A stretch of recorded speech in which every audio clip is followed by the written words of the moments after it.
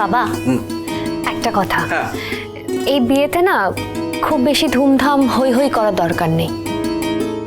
তুমি তো তোমার শ্বশুর বাড়ির দিক টেনে কথা বলছো মিটিল। তুমি আমাদের একমাত্র মেয়ে, তোমার বিয়েতে আমরা ধুমধাম করব না? আমরা তো ধুমধাম করবই। এবার ওরা যেটা করবে সেটা ওদের ব্যাপার। ওদের যদি ক্ষমতায় না কুলায় ওরা করবে না, ওরা যেরকম পারবে সেরকম করবে। আমাদের তো তুমি বাধা দিতে পারো না। তুমি কিন্তু বড্ড রুক্ষভাবে কথা বলছো মা। তোমার মেয়ে ওই বাড়িতে বিয়ে করে যাক, এটা তুমি চাও না বলে তুমি ওই বাড়ির মানুষগুলোর সঙ্গে মিসবিহেভ করো না। ওরা তো কাল আসবে। মিটিল, সেটুকু কেন বুদ্ধি আমার আছে।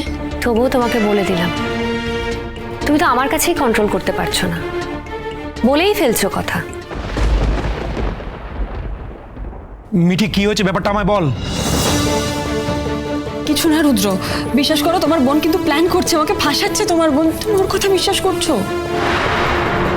কিছু না, ট্রাস্ট মি। তাহলে তো দাদাভাইকে ছবিটা পাঠাতেই হয়।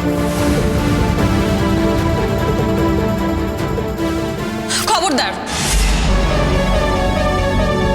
খবরদার মিঠি, তুমি ছবিগুলো মর্ফ করেছো তাই না?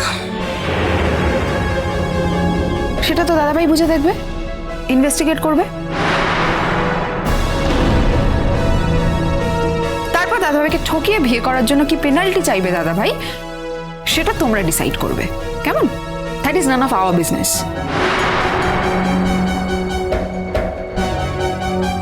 কিন্তু আমার মার সম্পর্কে ফাটতারা একটা কথা বললে আমি তোমার হাটে হাঁড়ি ভেঙে দিবই।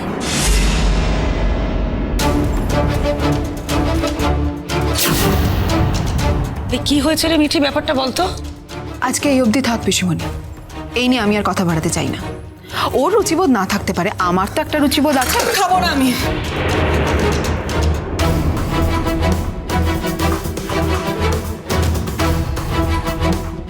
বর্ষা, এক বেলা না হয় তুমি নাই খেলে, খুব একটা অসুবিধা হবে না। কিন্তু মিঠি এত বড় অ্যালিগেশন দিচ্ছে কেন তোমায়, এটা আমার জানতে হবে। মিঠি, ছবিটা আমায় পাঠা, প্লিজ পাঠা। না দাদাভাই, অন্যের ছবি ভেবে আমি তোকে পাঠাতে পারি না।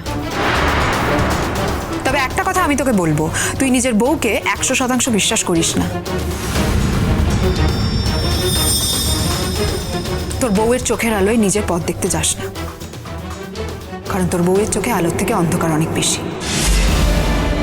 এত নিচে আমি নামতাম না বৌদি ভাই, কিন্তু তুমি আমার মাকে অপমান করেছো বলে আমার নতুন কাকুকে এই বাড়ি থেকে তাড়িয়েছো। এটার জন্য কখনো আমি তোমাকে ক্ষমা করতে পারিনি।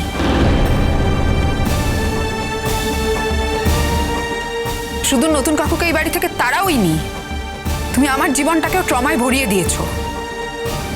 আমার নতুন কাকু আমার কাছে কি সেটা তুমি জানো না।